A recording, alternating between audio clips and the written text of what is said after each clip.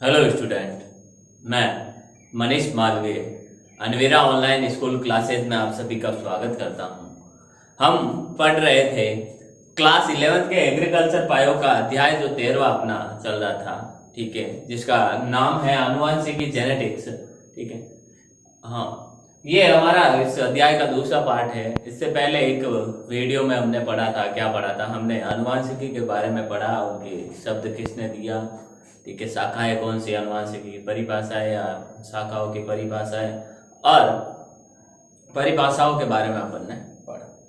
अब अपन आगे चलते हैं, इसकी और कुछ शब्दावली के बारे में अपन अध्ययन करते हैं। हम शब्दावली पढ़ रहे थे,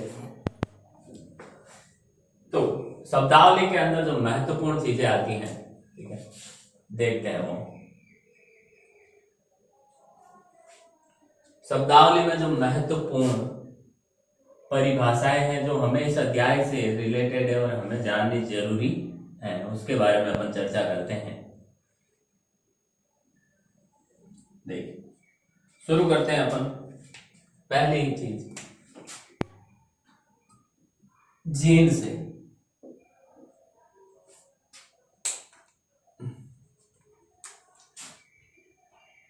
जीन क्या है? तो जीन वह कारक है जो आनुवंशिक लक्षणों को एक पीढ़ी से दूसरी पीढ़ी पर ले जाने का कार्य करता है। अर्थात जीन अर्थात वह कारक जो आनुवंशिक गुणों को एक पीढ़ी से दूसरी पीढ़ी या जनक पीढ़ी से संतति पीढ़ी में ले जाने का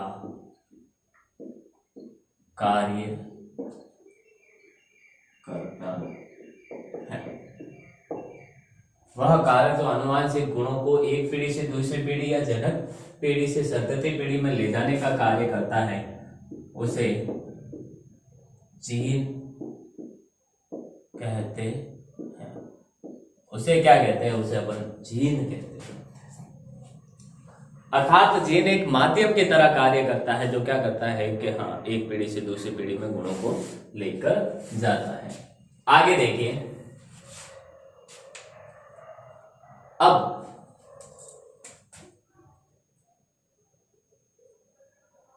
युग्म विकल्पी।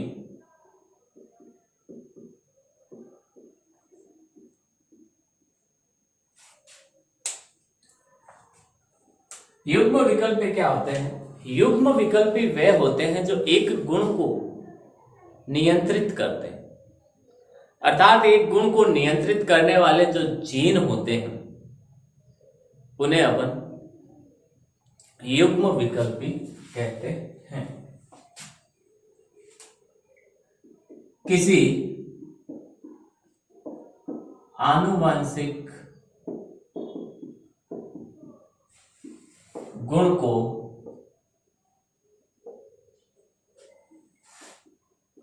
नियंत्रित करने वाले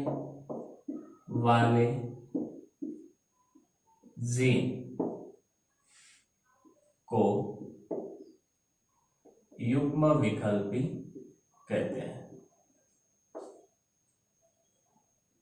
युग्म विकल्पी कहते हैं किसी आनुवंशिक गुणों को नियंत्रित करने वाले जीन को युग्म विकल्पी कहते हैं।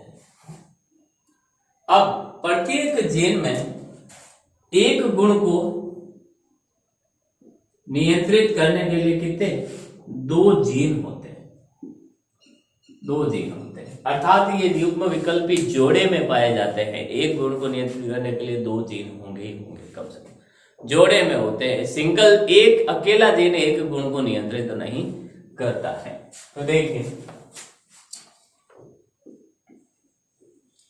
इस आधार पर युग्म विकल्पी के आधार पर क्या होता है,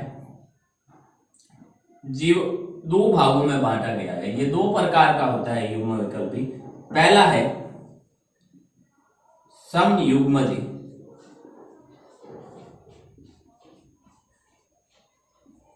समयुग्मजी का मतलब क्या है, जब एक गुण को नियंत्रित करने वाले दोनों जीन बिल्कुल एक समान हो, दोनों जीनों को नियंत्रित करने वाले दोनों एक गुण को नियंत्रित करने वाले जो दोनों जीन होते हैं वो बिल्कुल समान हो, तब अपन इसे क्या कहते हैं, समयुग्मजी कहते हैं। अर्थात देखिए, एक गुण को नियंत्रित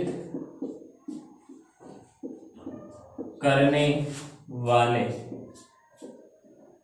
दोनों जीन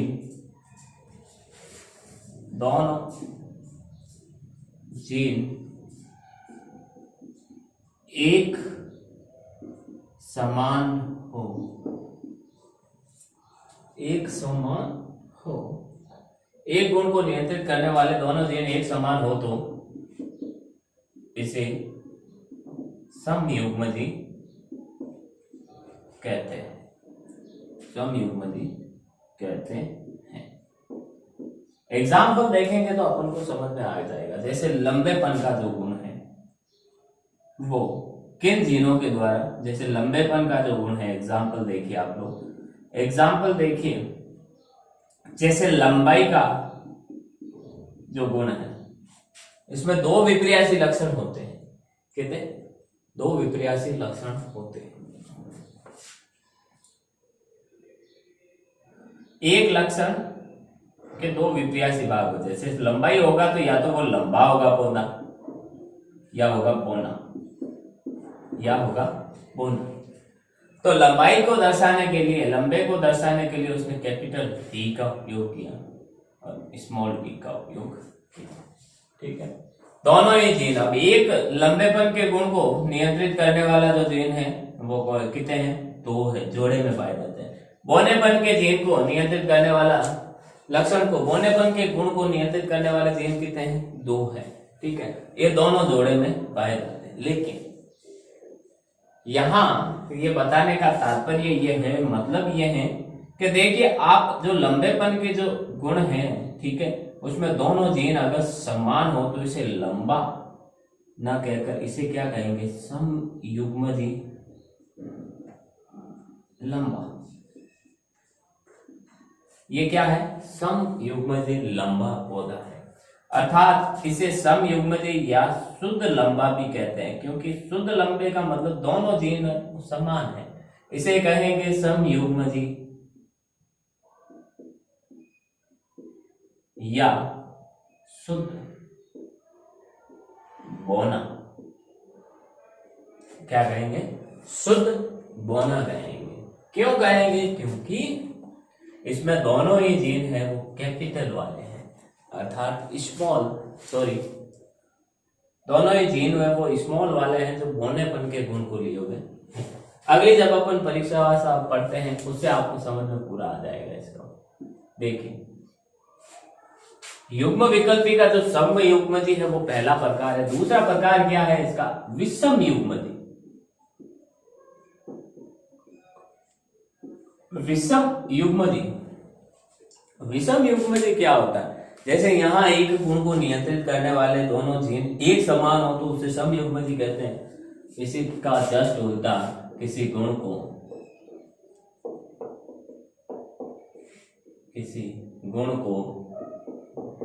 नियंत्रित करने वाले दोनों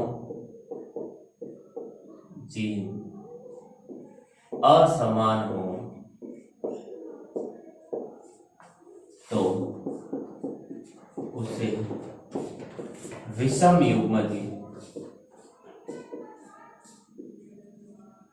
युग्मजी या इसे अपन अशुद्ध कहते हैं। तो देखिए एग्जाम्पल, जैसे एक लंबाई का ही पौधा है, अब उसके दो गुण है, बौना और लंबा और बौना। ये जब दोनों कैपिटल थे, ये दोनों स्मॉल थे, तब तो हमने इसको कहा था समयुग्मजी लंबा, समयुग्मजी बौना, शुद्ध लंबा शुद्ध बौना। लेकिन अगर मानो ये चीज यहां आ जाए, अब इसको क्या कहेंगे? अब इसको क्या कहेंगे अपन? देखिए, एक कैपिटल लंबेपन के गुण वाला जीन है, एक स्मॉल गुण के गुण वाला, स्मॉल टी है जो पौनेपन के गुण वाला जीन है।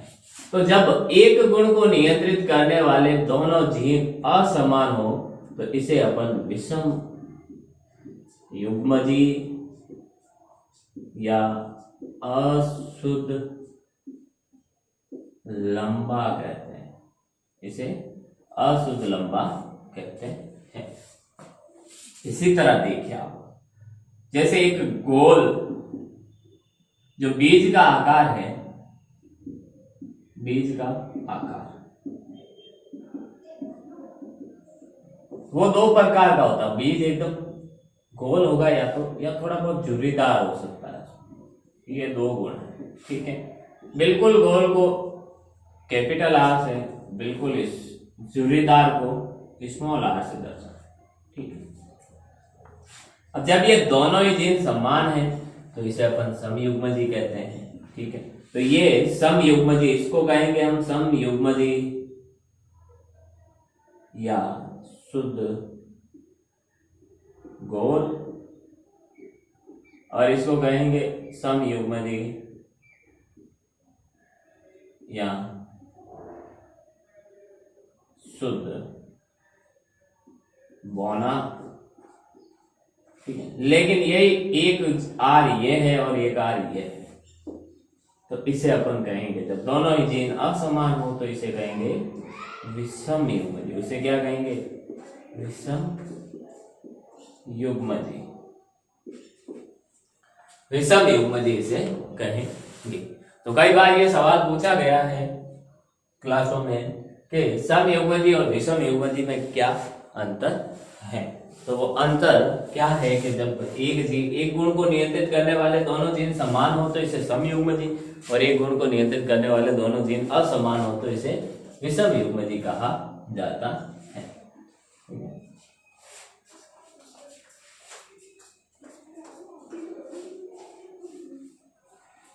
तो देखिए एग्जांपल में इसके, ये जो पादप है इसे अपन क्या कहते हैं? विषम युग्मजी या अशुद्ध लंबा, अशुद्ध लंबा कहा जाता है। आगे देखिए, अगली परिभाषा अपन देखते हैं संकरण के बारे में। संकरण क्या होता है? संकरण होता है जब दो अलग अलग प्रकार के पादपों के बीच क्रॉस करवाया जाता है। अर्थात दो अलग अलग गुणों के बीच क्या करवाया जाता है? दो अलग अलग गुणों को मिलाकर एक नई प्रकार के प्रजाति का निर्माण करना, अर्थात दो अलग अलग प्रकार के प्रजातियों को मिलाकर नए प्रकार का निर्माण करना, उसे क्या कहते हैं? अपन संकरण करते हैं। और इसको ऐसे भी कह सकते हैं कि दो अलग अलग गुणों को आपस में मिलाकर उस गुण की वंशागति का अध्ययन करना, उस गुण की वंशागति का अध्ययन करना क्या कहलाता है? संकरण कहलाता है। तो संकरण किसे कहते हैं? दो अलग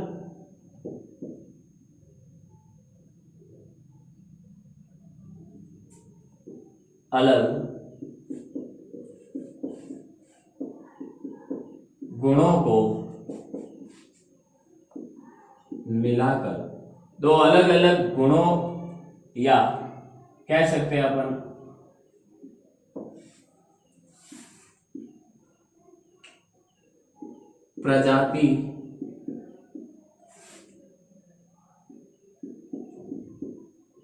प्रजातियों के, दो अलग अलग गुणों या प्रजातियों के सदस्यों के बीच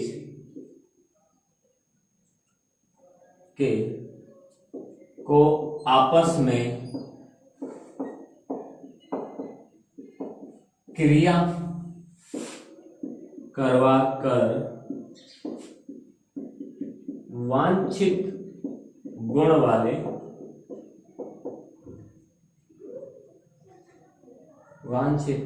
वाले परिणाम प्राप्त करना क्या कहलाता है? अपना संकरण कहलाता है। जैसे मैं चाहता हूं, संकरण कहलाता है। संकरण कहलाने का मतलब है, जैसे कि एक एग्जाम्पल देते हैं आपको, खच्चर का नाम सुना होगा। खच्चर का जो निर्माण हुआ है वो तो अलग अलग प्रकार के, अर्थात घोड़ी के और गधे के, घोड़ी और गधे के बीच संकरण करवाया गया है, ठीक है। और उससे क्या हुआ, उनसे खच्चर का निर्माण हुआ, उनके बीच संकरण करवाया गया। अब घोड़ी अलग प्रजाति, गधा अलग प्रजाति का, दोनों के बीच संकरण करवाना। पर घोड़ी के अंदर से उन्होंने गुण कौन सा लिया? घोड़ी के अंदर जो दौड़ने की क्षमता है, दौड़ने की क्षमता, और गधे के अंदर का जो गुण है, जो घोड़ी है और जो गधा है, वो भार सहन करता है, भार वहन की क्षमता, ये दो चीजें। और इनको मिलाकर यहाँ से दौड़ने का, बढ़िया दौड़ता, बढ़िया है, दौड़ने वाला जीन यहाँ से लिया, गुण लिया, यहाँ से भार वहन क्षमता का जो यहाँ पर के इसमें ताकत है, भार वहन कर सकता है ज्यादा, यहाँ से लिया, और इनके बीच क्रिया करवाकर खच्चर पैदा हुआ, जिसमें दौड़ने, भारी भार वहन, ये दोनों ही क्षमताएं हो। वैज्ञानिकों ने सोचा कि भाई घोड़ी के अंदर, घोड़े की जो प्रजातियां होती हैं उनके अंदर दौड़ने की क्षमता होती है, तो गधा होता है वो बहुत ही ज्यादा भार वहन कर सकता है, तो हम क्यों ना, अब यहाँ पे ये बहुत ज्यादा दौड़ने के लिए प्रसिद्ध है, घोड़े बहुत तेज गति से दौड़ते हैं, ज्यादा टाइम तक दौड़ सकते हैं, लेकिन ये ज्यादा भार वहन नहीं कर सकते। गधा होता है वो भार बहुत ज्यादा ले सकता है, लेकिन चलता बहुत धीरे धीरे। तो वैज्ञानिकों ने सोचा क्यों ना ऐसा किया जाए, क्या किया जाए, क्यों ना ऐसा किया जाए कि हम ऐसा एक जानवर बना ले जो दौड़े भी फास्ट, चले भी फास्ट और ज्यादा भार वहन करे।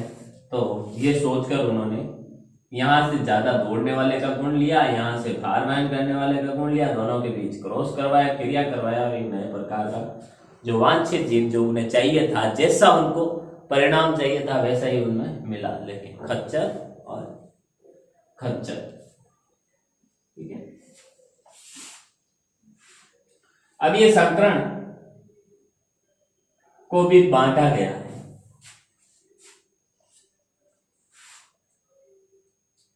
संकरण को भी बांटा गया है। संकरण में पहला देखिए, एक संकर संकरण,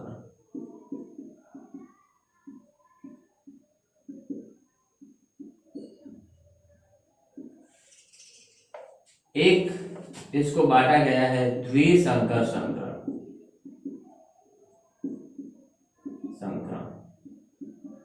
एक बांटा गया है इसको त्रिसंकर संकरण, और एक बांटा गया है बहुसंकर संकरण।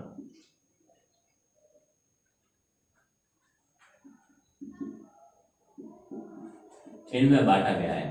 पर देखिए आगे क्या होता है।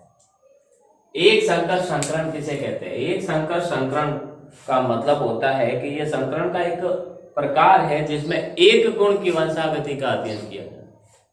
जब अपन एक गुण की वंशागति का अध्ययन करते हैं तो उसे एक संकर संकरण, जैसे लंबेपन का गुण, तो लंबेपन का ही गुण हमें देखना है, ठीक है। द्विसंकर संकरण का मतलब दो गुणों की वंशागति का अध्ययन, दो गुण एक साथ, लंबेपन के साथ साथ हमने बीज का आकार भी ले लिया। त्रिसंकर संकरण का मतलब तीन गुणों की वंशागति का अध्ययन किया जाता है, त्रिसंकर संकरण। और बहुसंकर संकरण का मतलब चार या चार से अधिक गुणों का अध्ययन। तो इसमें होगा एक गुण की वंशागति, वंशागति, ठीक है। इसमें होगा द्वि अर्थात दो गुणों की वंशागति,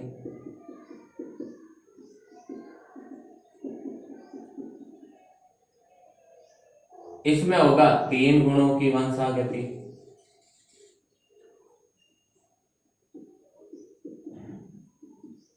तीन गुणों की वंशागति, और इसमें होगा चार या चार से अधिक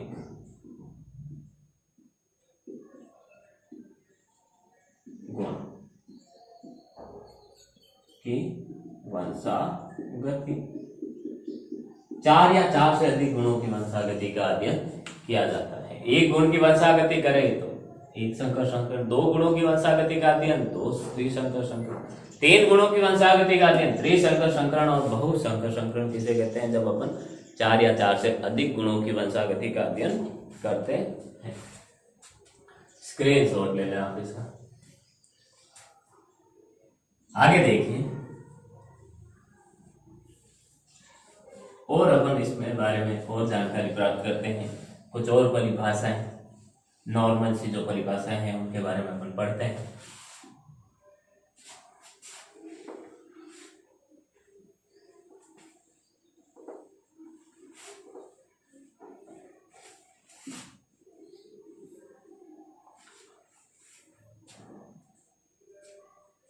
देखिए,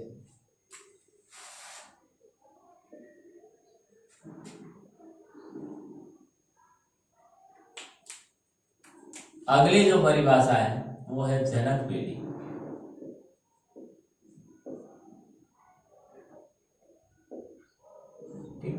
जनक पीढ़ी का मतलब होता है कि वे पादप या जीव जंतु या वे सजीव या वे गुण जिनके बीच हम क्या करवाते हैं? संकरण करवाते हैं, वो जनक पीढ़ी कहलाती है। तो वे पादप या जंतु जीव जिनके बीच संकरण करवाया जाता है, संकरण करवाया जाता है, क्या कहलाता है? वो जनक पीढ़ी कहलाता है। वो होते हैं अपनी जनक पीढ़ी। जिनके बीच संकरण करवाया जाता है वो जनक पीढ़ी कहलाते हैं। इसी के साथ अपन देख लेते हैं एक संतति पीढ़ी किसे।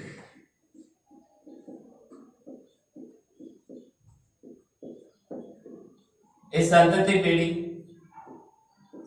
पीढ़ी का मतलब होता है कि वे पादप जिनके बीच पादप या जीव जिनके बीच संकरण करवाया जाता है उसे जनक पीढ़ी कहते हैं। इस संकरण से जनक पीढ़ी में संकरण करवाने से प्राप्त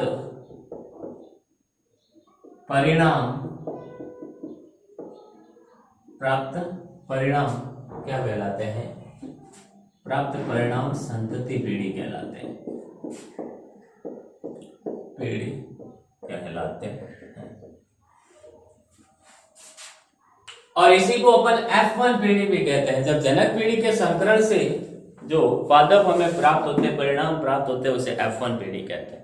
और F1 पीढ़ी के पादपों को लेकर अपन फिर से संकरण करवाते हैं तो इसे क्या कहते हैं? F2 पीढ़ी कहते हैं।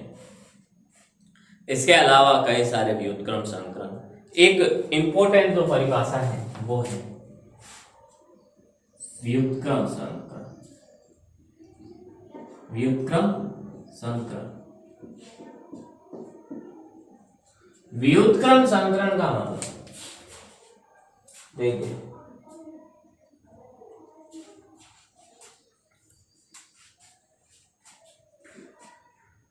जब दो पादप बोलो, जब दो पादप ए व बी के बीच संकरण करवाया जाता है। तो जब दो पादप एवं बीज संकरण करवाया जाए, यदि प्रथम संकरण में ए नर व बी मादा हो तथा द्वितीय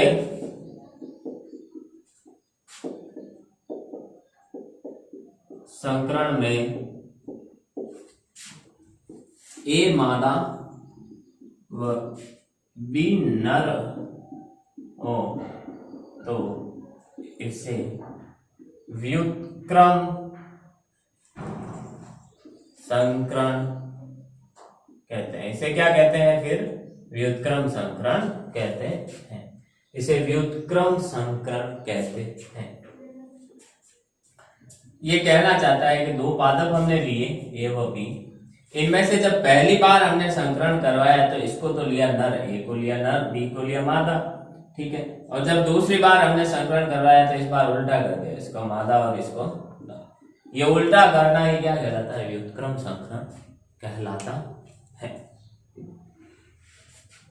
आगे देखिए, अगले जो हमारे काम की चीज है वो है, देखिए अब मेंडल, 3 सवाल बनते हैं। मेंडल की सफलता के कारण क्या थे? मेंडल की सफलता के कारण, और मेंडल के मटर का पौधा ही क्यों चुना? और कोई पौधा, नीम तुलसी का पौधा भी ले सकता था, लेकिन मटर का पौधा ही क्यों चुना? दूसरी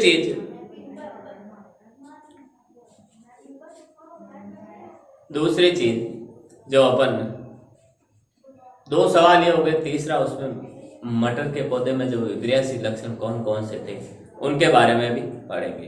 तो अभी हम शुरू करते हैं हमारे मेंडल की सफलता के कारणों के बारे में। सवाल है हमारे, ऐसे सवाल ही बना लो इसको कि मेंडल की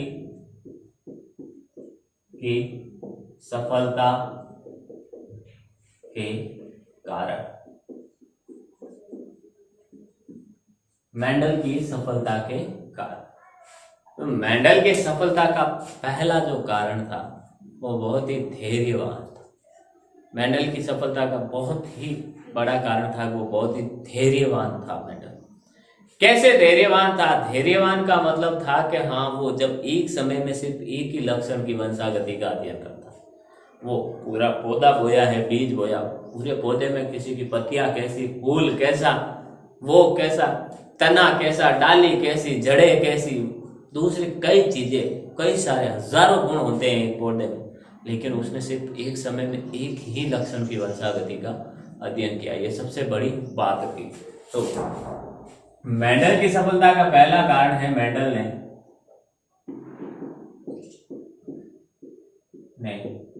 एक समय में एक ही लक्षण की वंशागति का अध्ययन किया। सबसे बड़ा कारण ये उसके धैर्य को बताता है। वो चाहता तो कोई जल्दी परिणाम प्राप्त करने के लिए क्या करता, एक साथ 2-3 गुणों को ले सकता था। 2-3 गुणों को लेकर वो एक संकर संकरण पर आधारित, उन्होंने एक संकर संकरण पर ही आधारित काम किया। वो एक साथ 2-3-4 गुणों को भी ले सकता था और बहुत संकर संकरण पर क्रिया द्वारा परिणाम प्राप्त कर सकता था बहुत जल्दी, लेकिन ऐसा नहीं किया। धैर्य रखा और उसने क्या किया, मेंडल ने एक समय में सिर्फ एक लक्षण की वंशागति का अध्ययन किया। दूसरे उसकी सफलता का सबसे बड़ा कारण कह सकते थे, मेंडल ने पौधे का चयन बहुत सावधानी पूर्वक किया। क्या किया? पौधे का चयन बहुत सावधानी पूर्वक किया। ये बहुत बड़ी बात थी। मेंडल ने अपने पौधे का जो चयन किया वो मटर के पौधे को किया और बहुत ही सावधानी पूर्वक किया। वो कई और पौधे भी ले सकता था, नीम, तुलसी, नहीं, उसने मटर का पौधा लिया। और क्यों लिया? सावधानी पूर्वक का मतलब यहाँ पे उसने दिमाग लगाया। अगर आप भी दिमाग लगाओ, अगर मेंडल नीम का पौधा ले लेता, अगर नीम का पौधा लेके वो संकरण क्रिया करता तो क्या होता? नीम के पौधे से ज्यादा वो कितनी पीढ़ियां देख सकता? नीम के पौधे की, नीम के पौधे की वो ज्यादा से ज्यादा 2 से 3 पीढ़ियां देख सकता था, इससे ज्यादा नहीं थे। कैसे? नीम का पौधा जब बीज अपन बोते हैं, उसको बड़े हो के निम्बोली लगने में 10 से 12 साल, 15 साल भी लग जाते हैं, 20 साल भी लग जाते हैं, फिर भी उसके जो फल नहीं आते। उसके फल जो निम्बोली लगी थी उससे ही वापस हमें बीज प्राप्त होता।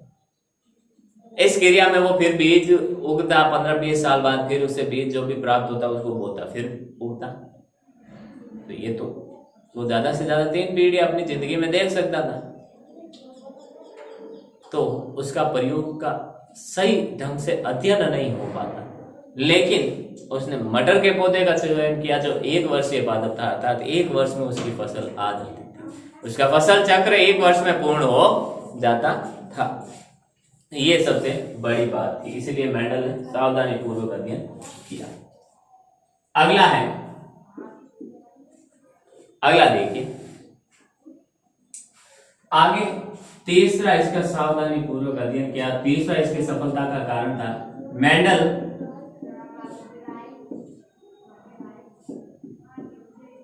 मेंडल ने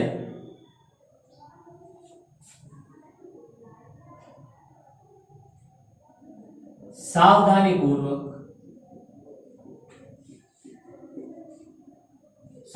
पूर्वक परिणामों का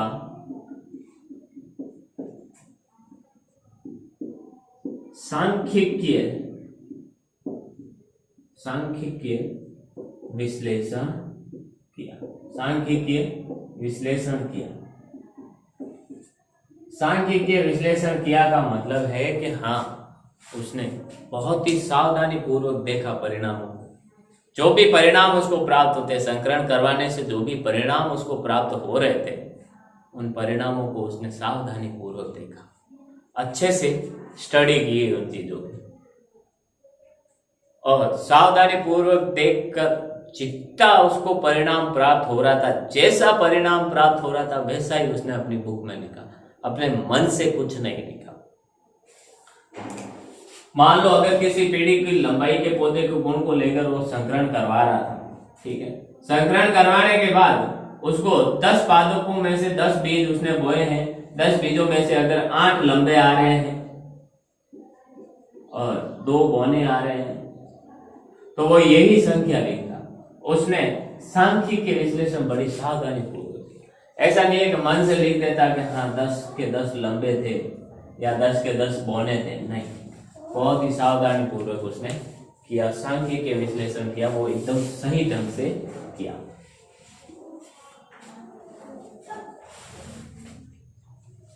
तो ये मेंडल की सफलता के कुछ कारण थे। फिर वो जो भी अध्ययन के लिए जो भी गुण का चयन कर रहा था, उसके सिर्फ 2 ही विपर्यासी लक्षण।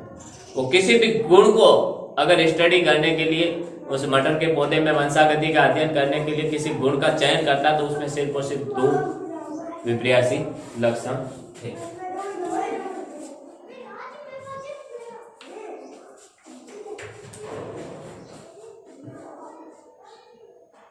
मेंडल द्वारा जिस भी गुण का अध्ययन करने के लिए चयन किया गया, उसमें दो ही विपर्यासी लक्षण थे। कहने का मतलब है कि अगर वो बीज का आकार लेता, किसका, बीज का आकार, तो उसमें दो ही विपर्यासी लक्षण थे, या तो वो बीज गोल होता या झुर्रीदार। ऐसा नहीं है कि उसमें कोई तीसरा भी गुण होता है जो गोल और झुर्रीदार दोनों ही है, या तीसरा कोई गुण। जैसे फल का आकार लिए, सॉरी बीज का रस, अरे यार, जैसे फूल का रंग लिया तो वो था बैंगनी व पीला, सॉरी पीला और हरा। क्या था, पीला और हरा, ये दो ही विपर्यासी लक्षण। ऐसा नहीं इसमें कोई तीसरा, बैंगनी भी हो सकता है उसका फूल, लाल भी हो सकता है, जामुनी भी हो सकता है, ऑरेंज भी हो सकता है, नहीं, दो ही, या तो फूल पीला होगा या फिर हरा। अर्थात मेंडल ने अपने अध्ययन के लिए जिस भी गुणों की का चयन किया, जिन भी गुणों का चयन किया, उसमें दो ही विपर्यासी लक्षण थे, दो से ज्यादा कोई नहीं थे। तो ये है हमारी आज की क्लास, जिसमें अपन ने विभिन्न कुछ शब्दावलियां पूरी की, आनुवंशिक की शब्दावली के बारे में अध्ययन किया और मेंडल की सफलता के कारणों के बारे में हमने अध्ययन किया। आने वाली क्लास में अपन क्या करेंगे, आने वाली क्लास में इस अध्याय को कंटिन्यू करेंगे और आगे अपन पढ़ेंगे मेंडल ने मटर का पौधा क्यों चुना, अर्थात मटर के पौधे चुनने के कारण क्या है। तो कारण यह है कि मटर का पौधा 1 वर्षीय पादप था, उसमें प्राकृतिक रूप से स्वपरागण आसानी से हो सकता था और कृत्रिम रूप से पर परागण भी आसानी से करवाया जा सकता था, उसमें स्पष्ट दिखने वाले विपर्यासी लक्षण थे। और मेंडल मटर का जो पौधा था वो द्विलिंगी पादप था। सबसे बड़ी बात, द्विलिंगी पादप होने के कारण उसके एक फूल के अंदर ही केसर और स्त्री केसर, नर भाग और मादा भाग दोनों एक ही साथ थे एक ही फूल में, जिससे आसानी से परागण की क्रिया हो जाती थी। ठीक है, तो ये मेंडल की सफलता के कुछ कारण थे। आगे अपन पढ़ेंगे मेंडल के विपर्यासी, मटर के पौधों के जो 7 विपर्यासी लक्षणों को मेंडल ने अध्ययन किया उनके बारे में, और आगे एक चीज अपन और देखेंगे फिर वंशागति के नियम और आनुवंशिकी जो हमारा पाठ है, ठीक है, उसके उपयोग क्या क्या है वो भी अपन देखेंगे। तो मिलते हैं अगली क्लास में। उम्मीद करता हूँ जो भी आज हमने पढ़ा है वो आपको समझ में आया होगा। आने वाली क्लास में इस अध्याय को अपन कंटिन्यू करेंगे। Thank you.